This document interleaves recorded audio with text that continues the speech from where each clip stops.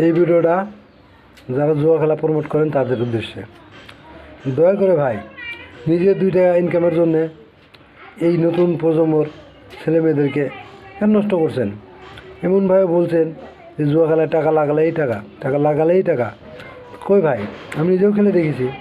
100 টাকা লাগালে যে 100 জিতবো সেটা নয়, কখন কেউ হারবো কখন কেউ জিতবো। প্রচার যদি করতেই হয় অরিজিনালটাই করুন। কেন শুধু বলছেন এখানে লাগার লগে লগে এই টাকা? ইন্ডিলাক হোক, এবিটর হোক, 3 পাতি হোক, শুধু যদি টাকাই হইতো তাহলে কি কোম্পানি মাটি বেশি আপনাদের টাকা দেবে?